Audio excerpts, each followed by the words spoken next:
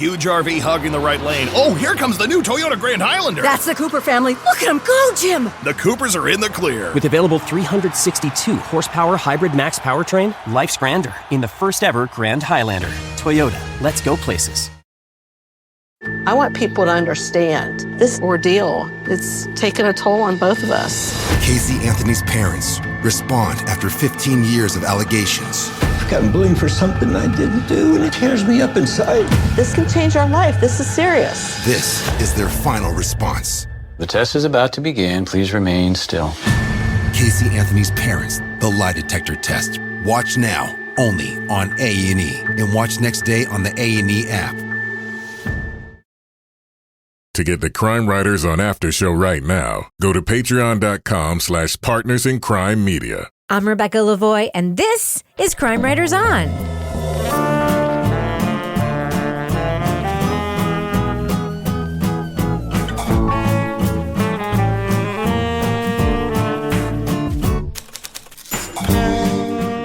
Crime Writers On is the original true crime review podcast that digs into true crime, pop culture, other podcasts. And on this episode, how did a man get away with kidnapping his neighbor's daughter not once, but twice, by exploiting everyone in the family? We'll return to our discussion of the WTF-infused documentary, Abducted in Plain Sight. Joining me to get that done and more is true crime author, TV journalist, and host of the These Are Their Stories podcast, my husband and love of my life, Kevin Flynn. Hey, Kevin. You remembered how to say that. Yes, I did. So, Kevin, this is obviously Thursday's podcast, our rewind. What is happening on Monday's brand new show? On Monday, we're going to be talking about the new podcast from Leon Neyfakh. It's the Audible original Fiasco Vigilante. All right, that was a great discussion. I'm looking forward to our audience hearing that one.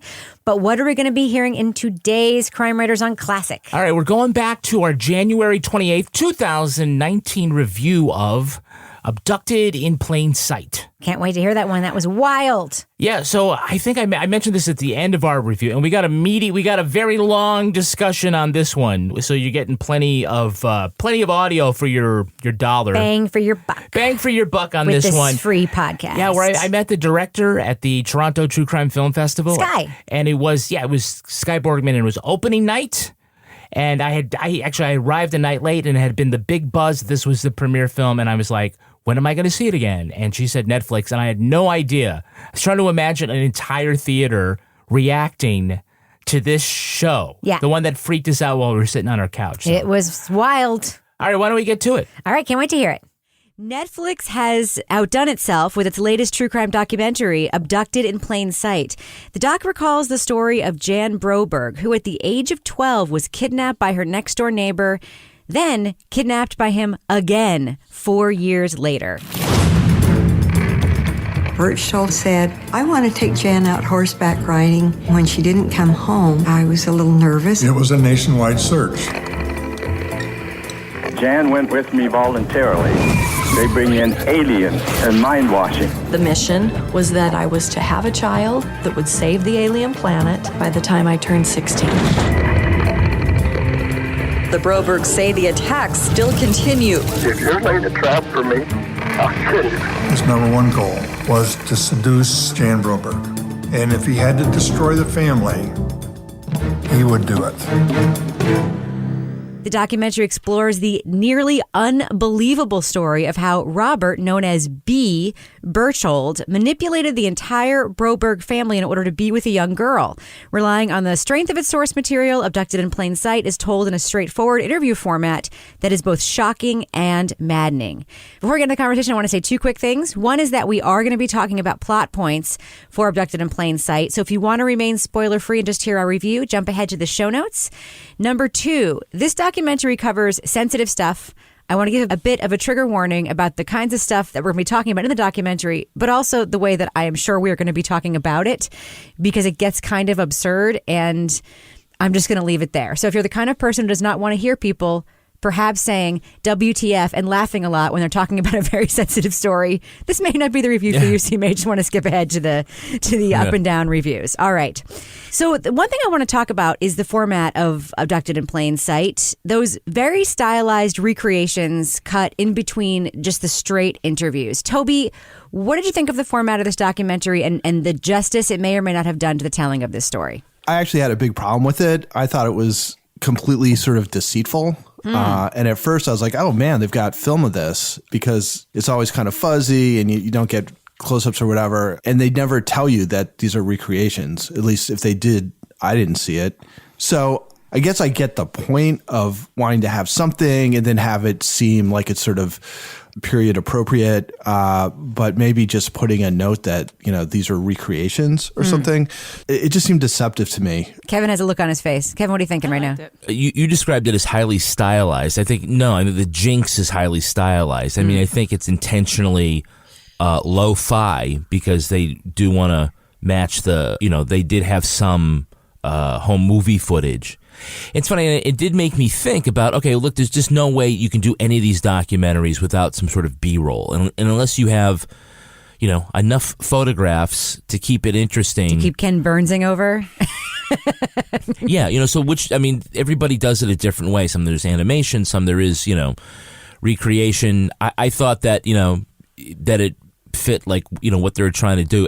In the first 2 or 3 reenactment scenes that I think, oh yeah, they have something, but I think we're fairly sophisticated in understanding that this is how they're doing that. So I don't know. I don't recall any documentary putting up the reenactment. Well, usually thing. It's more obvious, I think. But I have to say, yeah. I have one question though, and Laura, maybe you can answer this and then jump in with what you wanted to say about these reenactments. But there were a lot of reenactments in these little scenes about the girl lying on a bed, the girl listening to the aliens on the box, which we'll talk about.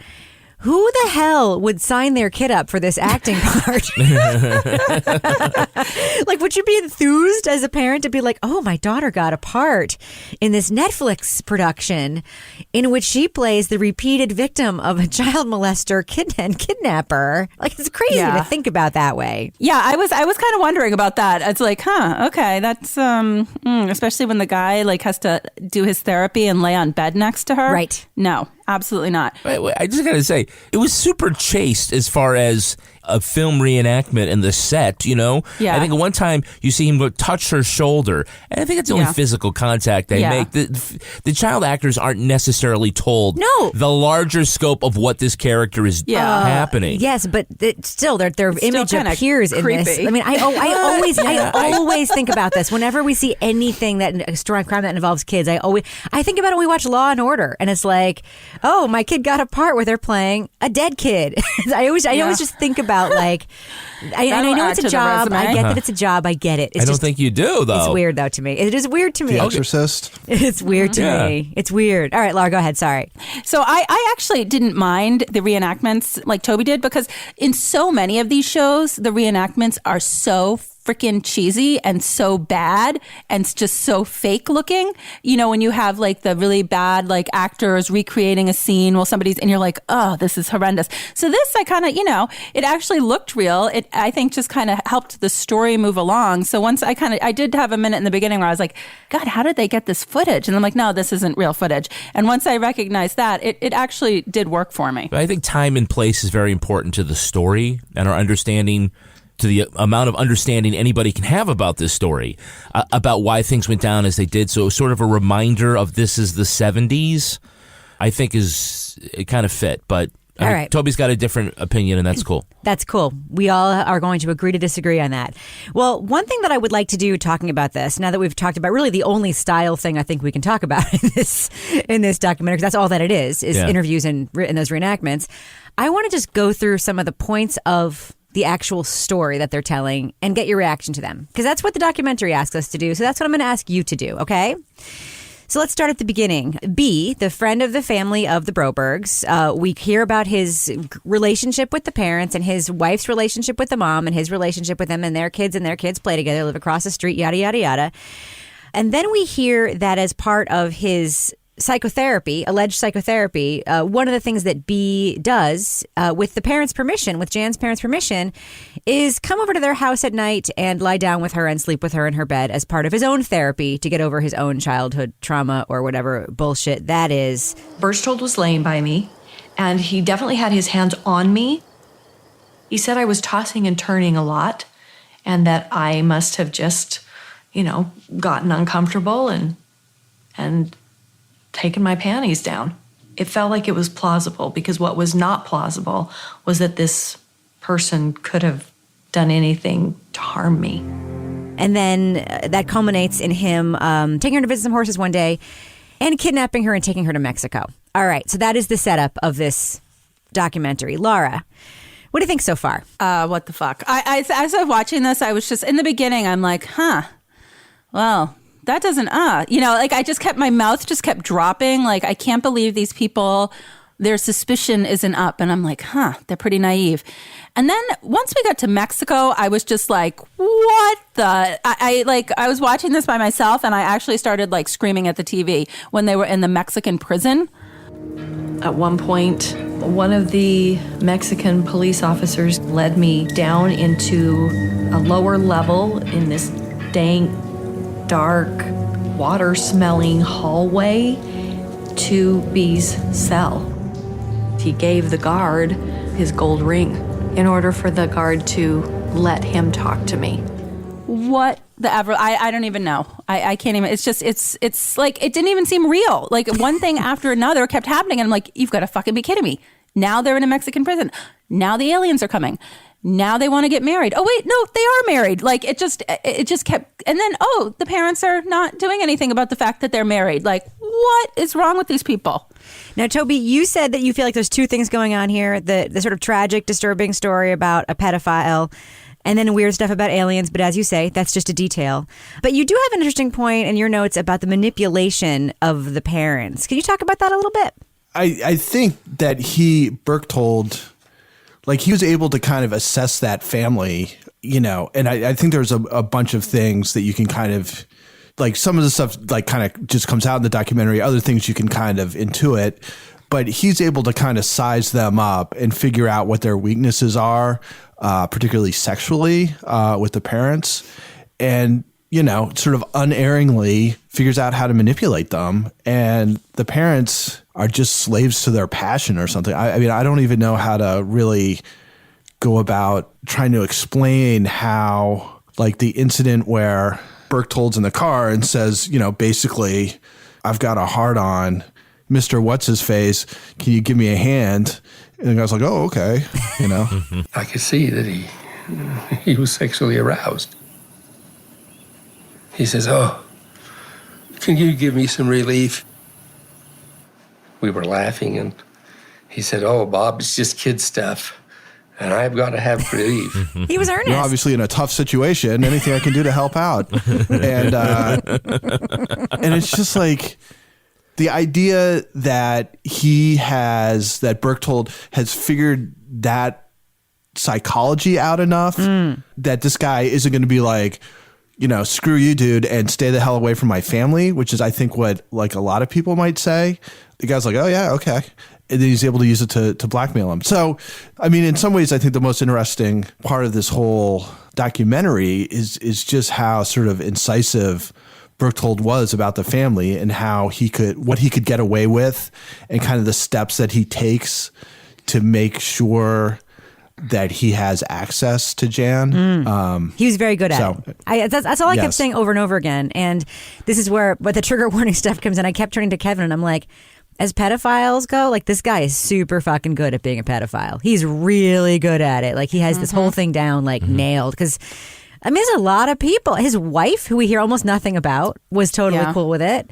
Well, we don't know if she's totally cool with it. Well, she's the one who convinced them to drop the charges and sign the affidavit so he can come back into the country. You don't think that he had her manipulated? He totally did. Yeah. What I said, there's a lot of people that he's playing a game with. All these people at once. He had all these balls in the air. He's got the Jan stuff. He's got the mom stuff. He's got the dad stuff. He got the his wife stuff. At one point we hear he goes to the Mormon elders and they basically sanction him, and he's just like, whatever. And he keeps like on going. Like, He's really good at this. Yeah. In the article I read, or that other podcast, I wish I could remember what it was. In the thing I'm referencing, which I don't know what it is. Yeah. So, spend some time on Google. I did spend some time on Google and couldn't find it again. But Berchtold's wife plays a little bit more of a part in that telling of it. And she's like pretty aggressively in his corner with the family at times. It's like sort of delivering messages from him to them, I think, especially when he's in Mexico, but not in a, in kind of a threatening way, for what that's worth. All right. Well, Kevin, I know that Toby thinks this is just a detail, but I really want to ask you about the alien plot. Okay. In Mexico, in that motorhome, Jan describes remembering lying next to a box. I woke up. It was dark. I had the sensation that I was moving, but I was laying on a bed. My wrists and my ankles both had straps around them. I couldn't move.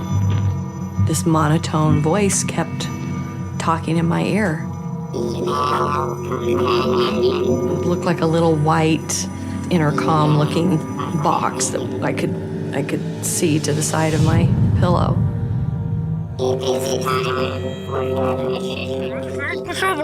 That's right. An alien voice giving her a mission to make a baby with B. She's warned that harm will come to her family if she doesn't follow the mission. She really does believe the alien thing, like, hardcore. Yeah. I know the alien stuff was like a popular pop culture conversation in the 70s. We all know that. We know that the story that Berchtold tells Jan about what happened to him when she finds him all beaten up and bloodied in the trailer is the Barney and Betty Hill story. He's just copying their New Hampshire abduction story and like telling it to Jan. What did you think of this alien subplot? Well, it's obviously, pretty weird, but it fits in with his MO of manipulation. You're right. I mean, this was kind of a hot topic at the time, and a 12-year-old girl would probably believe something like this. Again, she trusts this guy very much, and he's able to super manipulate adults.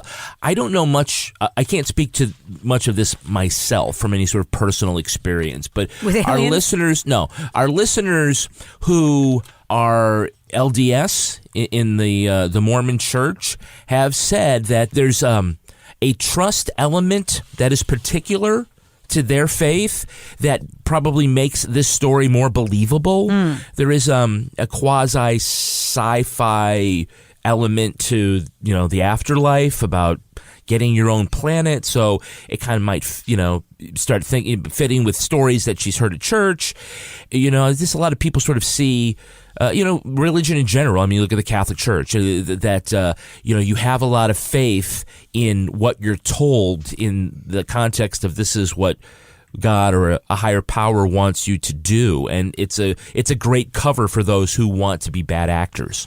Now, I don't want to have us be the ones talking on behalf of members that's of what I'm trying to say. Church. This is what I'm hearing. Yes, I'm just but relaying that. is it okay if I just go ahead and say what some of our listeners said? Yeah, I think sure. it's interesting. So we did get a question from Pernille. She says, we had a thread on this in our Facebook group, and she responded to that thread, says, I'm surprised at how little focus there is in these comments on the religion here. There's almost no mention of it in the documentary except for what Jan says herself about the reasoning for believing the alien story.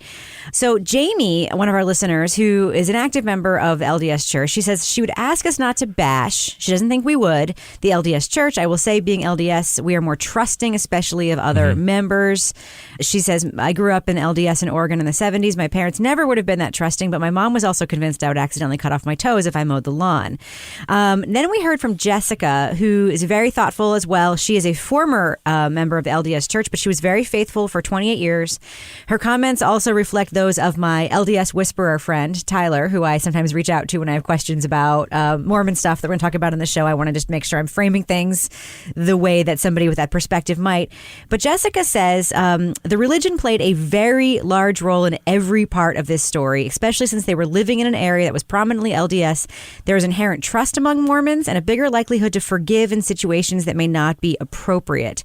The local leadership was clearly aware, she says. Then she says Mormons tend to be overly sheltered and naive about sex itself. When you're taught that sex is dirty and bad your entire life until one day you're married and immediately expected to to jump from maybe kissing to full-on sex with no education. There's a tendency to repress something that should be natural and healthy. And then she also says parts of the religion that impacted Jan were touched on directly by her. She talks about the alien stuff. There are many things I still love about the church, but this story highlights why some attitudes and behaviors in their leadership can be dangerous and harmful. And then finally, she says, and this is important, I do not believe that Berchtold's pedophilia or abusive manipulative behaviors are due to his being LDS. I just think he had more opportunity and victims because of the culture of the church. Isn't that what I just said? Yes. Did you just mansplain my answer? Thanks, Jessica. We just LDS-plained your answer. LDS From somebody who was actually qualified to give that answer. Yeah, I think it's really interesting. I do not think that is the point at all, though. I think that it's much more a product of the 70s and sort of our culture about knowing who child molesters are and what stranger danger is about. It's the guy in the van with the candy. It's definitely not the really friendly neighbor next door who offers to come in, who sends you flowers and decides, hey, I'll help you build a wall to separate these bedrooms. The red flags are there in 2019. Can it be both? They're totally not there in 1972. It can be both, though, Kevin. Because in closed communities, there's more opportunity for predation. Well, I guess two things. One is, I don't think any of that stuff that they were just talking about is just specific to LDS. I mean, that's almost any religious Catholicism. I mean, come on. There's a tendency to trust and then protect in these religious communities. I mean, I don't think that's LDS specific. And then the second thing is, they keep saying, well, it's the 70s, it's different. This guy literally kidnapped their daughter, took her to Mexico and married her, and then comes back and they still let him sleep in her bed for his therapy. It's that's not being naive. That's not the 70s. It's bonkers. It could be the 1870s. Before? I mean, I know that it happened the telling of the times. Story, but the idea that you're going to sleep in the bed, didn't that start before the first abduction? He was able to see her a lot and slept over after the kidnapping. Well, I mean, they told that part of the story. They bounced around a little bit. What I liked about the way they told the story is that, for the first 10 minutes, they get through almost the first kidnapping, and I'm thinking, oh, this is done. But then they step back and sort of do the whole setup about sort of why he was able to get this far and manipulate the family. I think that's sort of one of the great ways that they tell the story. It is kind of stripped down in the way that they present the stuff. So we don't have any video of Jan today cooking eggs, and B-roll, that kind dad of stuff, fixing flour. Yeah, all that kind of stuff. It's just very straight on. This is kind of what we remember seeing, in that basement. I know you wouldn't like the paneling, the wood paneling, right, or that shag carpet, right, but you have to love that mid-century modern furniture. I do very much. The kind you could get from Joybird. Oh, Joybird. All right, so Laura Bricker, did you watch this documentary alone or did you watch it with somebody else? I watched it alone. How did you get through this? I don't even know. It was funny because I think I was watching it and I started sending you guys messages on our little messaging app that we use. And I was just like, this is fucking bonkers. Yeah. Bananas, as you would say. I was just what is going on here? And then I think Kevin said, I would hate to be Laura watching this. That's right. I know, yeah. That's right. So we watched it together. And I did tape some of Kevin's reactions to it in real time. The judge sentenced him to 5 years and reduced all 5 years down to 45 days. What the fuck? He's to report 45 days? 3 months. Tom Brady served more time for Deflategate than that guy served for kidnapping a girl and taking her to Mexico. The fuck, people! Because this is definitely a singular kind of documentary where so much crazy shit happens that not having someone to react to it with, I can imagine it would be a very different experience. So, Laura, I have a question here that was posed by our listener, Candace. She says, let me get this straight. Your kid goes missing on Thursday night. You don't call the police because you don't want to upset your friend whose husband is also missing. You don't call anyone at all until Saturday, at which time you call the FBI, who are off for the weekend. You still don't call the local police. You don't want to get the poor authorities all, quote, worked up over nothing, so you wait another day. Finally, on Sunday, you call the FBI office in Butte, Montana, instead of the local police, and you still don't think anything is wrong. He just took her somewhere. He didn't kidnap her. What the fuck, Candace says. Laura, thoughts? I just had a hard time sort of fathoming how somebody could be not only naive, but just so I don't know, trusting, clueless. I don't even know what it was in that denial. was going on with these people. I was like, denial. I mean, it was just ridiculous. Like listening to this, I'm like, are you even kidding me? Like, I will tell you that, if my kid, anything happens, I am on that so fast. And granted, we're in a different generation, but can you even imagine if your kid went somewhere and you're like, well, I really don't want to bother them. No, I'll wait till Monday. I'll wait till business hours, Monday through Friday, 9 to 5. No, but it just kept going like that, and then then she comes back. They go get her in the prison. They bring her home.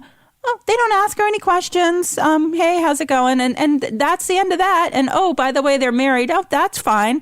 As this continued to snowball, I kept sitting there going, I can't believe this. Like how, like what? And that was pretty much how, like I couldn't even speak. It was just because I was speaking to myself as this was going on. How can we call it? I mean, I think the naivete thing is one thing, but then mom has an 8-month-long affair with the man who kidnapped and married her daughter, her 13-year-old daughter in Mexico. I loved my husband, but I betrayed him. My sexual affair with Mr. Berchtold lasted for 8 months. I would say that I was in love with Berchtold. It was an exciting time for me. Yeah, I mean, it's just amazing. I know that there are some pedophiles who part of the thrill is to see how much of this they can do in front of the parents. Yeah. Just a reinforcement of their power. I was beyond amazed. I mean, I think with, this is a big assumption, and this is not really touched on in the documentary, so this is just me. I mean, I think it says a little bit about the mom and dad's relationship. Certainly someone who has an affair is not necessarily has a character flaw or something like that. It happens quite a bit. But it seems to me like B was probably the only one who was giving her that attention. And so even though she just, I stayed a little too long. I mean, I think that there certainly is some shame. I mean, you look at the father talking about his experience and the embarrassment. Oh, my God. By the way, in 1970, this guy looked old. He looked old in 1970. Or the dad. The dad. Yeah, he did. The dad looked old then. He did. And, again, I think that, again, what contributes a lot to this is the fact that this was not the kind of thing that was discussed in popular culture or in mass media. And so a lot of people didn't have a lot of experience, with these things that, the manipulation that can happen. It's because of stories like this that today we recognize the signs. Yeah. Yeah, but it is still kind of shocking. I'm reminded of one of the first episodes of Mad Men that I saw taking place in the 50s, and it's like any women at the office were just secretaries, any black people there were operating the elevators, right? And everybody was smoking. It's like, I can't believe that's the way it was. Right. This is just a family sort of very naive, too trusting, and somebody who was able to identify certain things. And I guess it was all part of his plan to have some leverage over the parents in case something happened. Toby, the one thing that really struck me was the casualness with which Dad talks about the handjob story.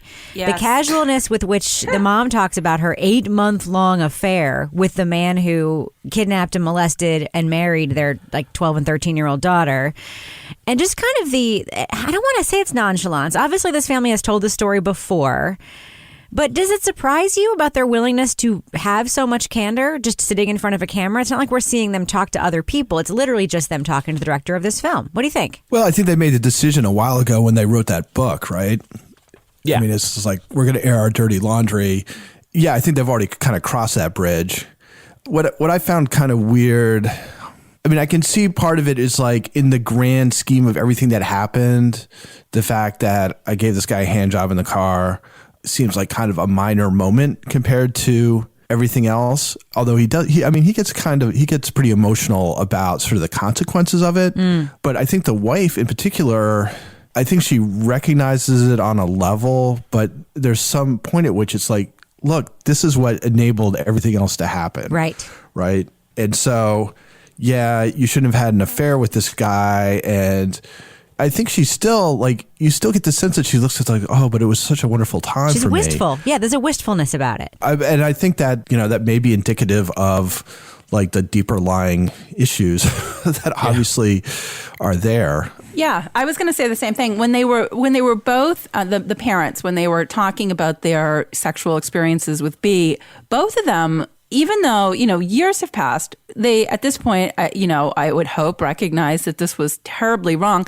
The way that they speak about it sort of gives you this window into just how manipulative B was, because they talk about it in such a way that they still talk about it with sort of, I don't want to say a fondness, but not in like oh, this is so disgusting, I can't believe I did it. More like just the way that they recount these sexual affairs that they had with him, it still didn't seem to really convey the seriousness of the situation, because they talked about it in sort of this like nostalgic way almost. He was very good. I mean, this is one of those moments where I was like, he must have been really fucking good at this. Yeah, that many years later, for them to recount it in that manner, I was like, whoa, they were really sucked in. Well, I mean, they have had 45 years to process, what's going on. So, and he was probably really good.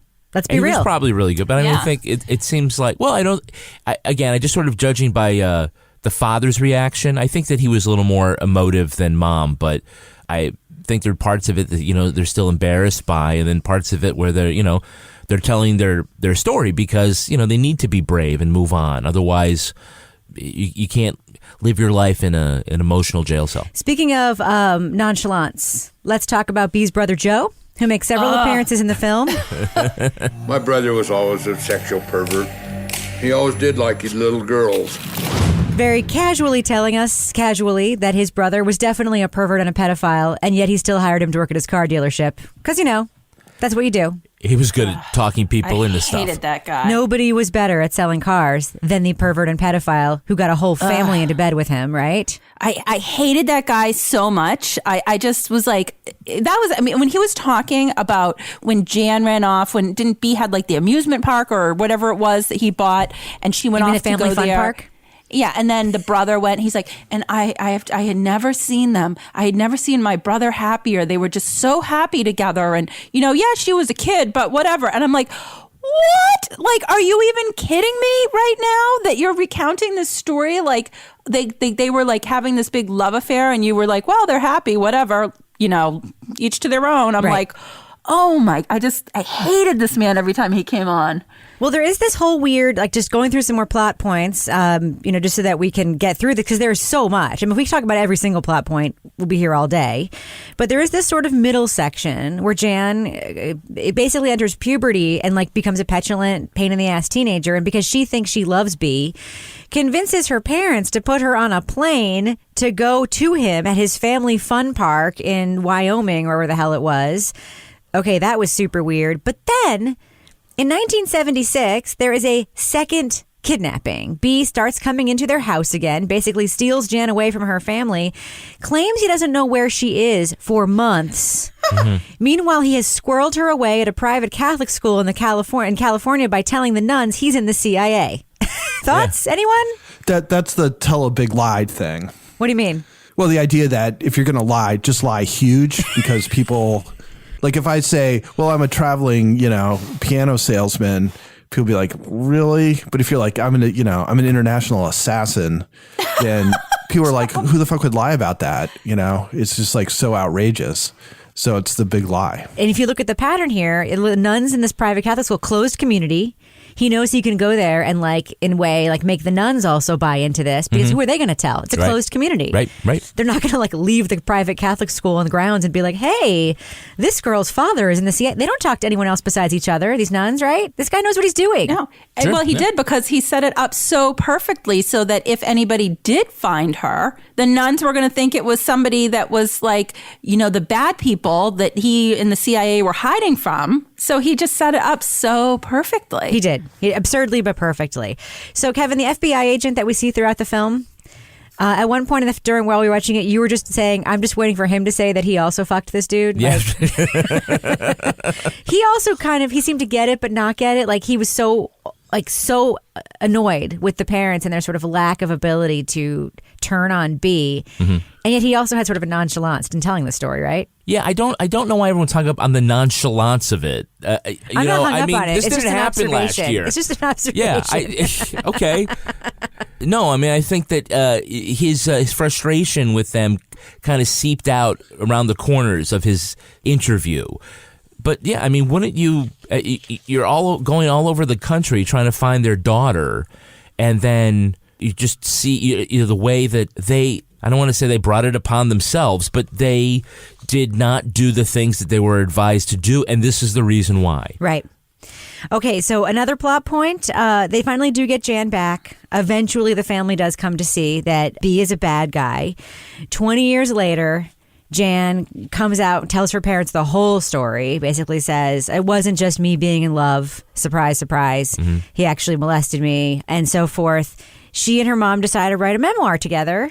They go on a little speaking tour doing these little engagements, and guess who shows up at all of their book engagements? Oh, and I completely forgot, by the way, that B burned down Dad's flower shop. Okay, that was another side story. I forgot about that. Yes, so B kind of can't let go of the fact that the story's being told. He accuses them of slander and so forth, and they have to take him to court for a restraining order. And then we actually do see real footage of that courtroom scene. Mr. Berchtold has remained a threat and a danger to me and my family. It is a constant and continuous concern that has escalated in recent months. I hadn't seen the man for 30 years, and for about the first 5 minutes, I was shaking like a leaf. You know this is quite a story, and you have sold a lot of books because of the story, right? We've sold a few books, not enough to make back the investment that we made to publish the story. Okay, you told ABC News that you were going to make a movie, is that correct? I didn't tell ABC News that. I told them that there might be offers for that. It could happen, I don't know. Is this your goal?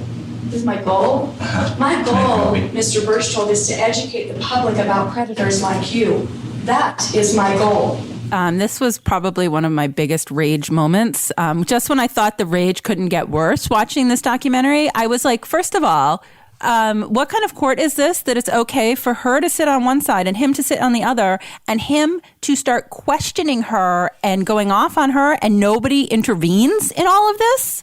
Like, are you even kidding me? The judge was looking in another direction. He wasn't even looking at filling out some paperwork. Oh, yeah, no. I was just like what kind of courtroom was this? But then when she stood up to him, I was like, yes, you go, girl. Mm-hmm. Like, that was awesome to see, but I just couldn't believe that this jackass just got to sit there and be like, well, you've made a lot of money off your book, haven't you? Well, you want to do this, don't you? Well, and what's your purpose in being here? I'm like, my purpose is to smack you on the head right now. I hate you so much. But then we had the biker gang that was protecting her. Bikers against child abuse. Like the details in this story just kept getting, I can't even top that. And then he ran over one of them? Yes. I will say, I do have some tape of Kevin reacting to our introduction to the Bikers Against Child Abuse. Let me just play that real quick.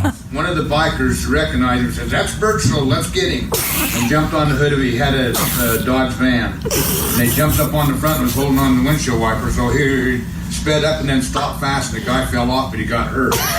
Okay, this is the point of documentary where, I hate to say it, but it's true, we were just laughing at every damn thing that happened because it was just insanity upon insanity upon insanity. Toby, doesn't every neighborhood have a friendly BACA, Bikers Against Child Abuse chapter, just zipping around, protecting children? Of course. There's so many of those, guys that are on bikes that get together for some cause. Yeah, I mean, there's like Rolling Thunder, which was like a very legitimate, famous one for like Vietnam vets. Bikers for Christ, I think. There's another one. Right. And then it starts. I keep saying, like, okay, we're now like trickling down to Bikers Against Child Abuse. Who are the bikers for child abuse? That's what I want to know. Right. But like, what do you do on a motorcycle to prevent child abuse? Apparently, you take the guy out. Well, he takes you out on his bike. Yeah. So Berchtold is then charged, found guilty of possession of a firearm and aggravated assault for the biker incident. By the way, he spent less than a year in prison altogether for the multiple kidnappings and child molestations. He spent 10 days? 10 days, yeah. 45 days got bumped down to 10. That's right. Yeah. Should have been 45 fucking years. Exactly. There's an alien planet to save, Kevin. Oh, that's right, yes. But then we find out from Complete the mission. His wonderful brother Joe that he died by suicide before the sentencing could take place by drinking pills along with Kahlua and milk. You know what you call that? I don't mean to laugh, but... Okay, so, Kevin, what did you call this, Dad? I first called it suicide by sombrero. And my son called it a... White Russian roulette. That's good. Now, of course, we're not laughing at the act of dying by suicide. Everybody knows that is a horrible tragedy to befall anybody in As any Laura family. Bricker says, who the fuck kills himself by drinking Kahlua and milk. But it is just one you more. kidding? Yeah, it's one more detail that just caps this story. That just barrages you. It's not a very long. It's an hour and a half? Hour and Chris? 30 minutes. It just pelts you with detail after detail after. And by the time you get to that point, you don't feel tragedy. You just feel hysterical because you've just been pelted for an hour and a half with weird facts. Yeah. At this point, you just feel so divorced from reality. Right. You know, I mean, it's just thing after thing after thing. And it's just hard to, I think one of the effects of this whole documentary is that by the end, everything is so batshit crazy that it's just hard to see any of these people as other than characters in some ways. I was like, whenever we get back and at the very end, sort of grown up Jan gets emotional. It's like, okay, have to kind of reground in the fact that this is actual people this is happening to, because otherwise it just reads as sort of like this absurdist sort of fake thriller. I mean, it is. I mean, it's like something you would read on the paperback rack at the drugstore. It's You wouldn't totally believe it. out there. You wouldn't believe it. If it was, yeah. I think that we should just do what we do. I mean, I know we've missed about a million tiny details that were in this film, like the sudden disappearance of B's wife, and we never hear from her again. What happened there, for instance. But let's do what we do. Let us give think about his kids. I know, and his kids, yes. Let's do what we do. Let's give our thumbs up or thumbs down review. Would you recommend that people check out Abducted in Plain Sight if they haven't yet? Laura Bricker, what do you think? I would say if you want to jumpstart your rage walking routine in the new year, definitely watch this because you're going to be rage walking for about the next 2 weeks straight. So thumbs up. Toy Ball, what about you? So I guess my serious question about this is watching an hour and a half of every 3 minutes, a what the fuck moment. Does that make a good documentary? And if you think it does, then definitely this is for you. I'm a little bit on the fence. I guess I would give it a thumbs up just because if that's your thing, you'll really like it because it's just kind of nonstop. But other than the actual story, there's not a whole lot added to this. I mean, it's just basically here's the story and here are the people who are involved and they'll tell it to you. The end.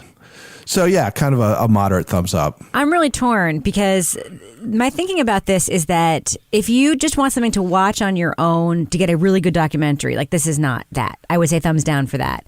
This, I almost believe it's a genre that we haven't seen anything else that fits this category. You kind of have to watch it with somebody else. It's kind of like the red wedding scene in Game of Thrones. I really think there could be a new meme where people, like I did with you, Kevin, just videotape other people watching this and get their reactions and share them online because it's so shocking. And I think more shocking because of the matter-of-fact way in which it's told. And that's, by the way, Kevin, I'm not hung up on the fact that they are matter-of-fact. I'm hung up on the fact that that's how we are getting this information. Mm-hmm. It makes it more shocking to see somebody just tell you, who isn't telling you in a state of hysteria. They're just telling you that they were kidnapped twice and they believe that their aliens were behind it or whatever. So I'm really torn. I guess ultimately I did want to finish watching it and I'm still talking about it with people. So I will give it a thumbs up, but it's more to me of a spectator sport than a thoughtful documentary. So I'm going to give it a thumbs up. If that is what you're looking for, a true crime spectator sport, thumbs up. What about you, Kevin? I am a thumbs up. What Toby thought was its weakness, I actually think is its strength. The story itself is so powerful and outrageous that it carries the whole documentary, and that just trying to add to it, embellish certain things, I just feel like it just would not be useful. I think one of the problems with a lot of the documentaries and podcasts that are substandard have to do with source material, right? It's kind of an interesting story, but it's not anything spectacular. And they try to, find the ways that maybe it is. This is just a outrageous, unbelievable story at its heart, and to just tell it, I think, is the way to go. Now, you guys may remember that over the summer, I went to Toronto for the Toronto True Crime Film Festival, and this was the opening night film. And I missed it because I was coming from Washington. I wasn't there till the next day. Laura, I can only imagine what the crowd reaction was for an hour and a half watching this film. You think sitting on the couch or something. You imagine being in a packed theater. And there was just a huge buzz about it for the rest of the time. I met the director, Sky Borgman, sort of by accident at the end, and I heard all these really great things. I said, what's next for your film? He said, Netflix just picked it up, and it'll be out in January. And I was like, great, put this down. I'm like thinking again, I hope this is good. And it did not disappoint me. Huge RV hogging the right lane. Oh, here comes the new Toyota Grand Highlander. That's the Cooper family. Look at them go, Jim. The Coopers are in the clear. With available 362 horsepower hybrid max powertrain, life's grander in the first ever Grand Highlander. Toyota, let's go places. I never did anything to harm my daughter or my granddaughter. The test is about to begin. Please remain still. Casey Anthony's Parents, the lie detector test. Watch now, only on A&E. And watch next day on the A&E app. The friendship is sharing deal. Because I want one of your McNuggets. And I need some of your Quarter Pounder. There's a deal for everyone at McDonald's. Get one favorite like 10-piece chicken McNuggets, a Quarter Pounder, or a Big Mac, and get another for just $1. Price and participation may vary. Valid for item of equal or lesser value.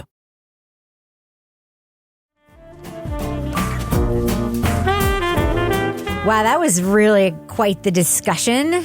Brought us back. Did memories. Remember when people were like doing memes of themselves? Oh my God. Reacting or like showing like somebody else reacting for the first time. It was like the red wedding of true crime. Yeah.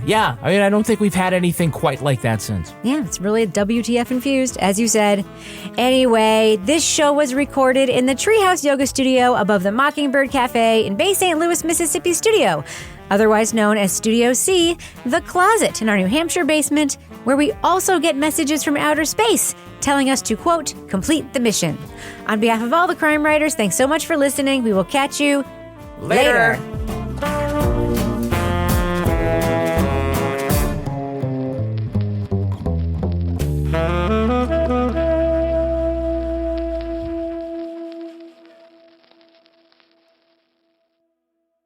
Here's your grand weathercast. 60 degrees in the driver's seat. In the passenger seat, a high of 66. In the second and third rows, a balmy 70 degrees. Just the way Grandma likes it. With 3-zone automatic climate control, life's grander in the first ever Grand Highlander. Toyota, let's go places.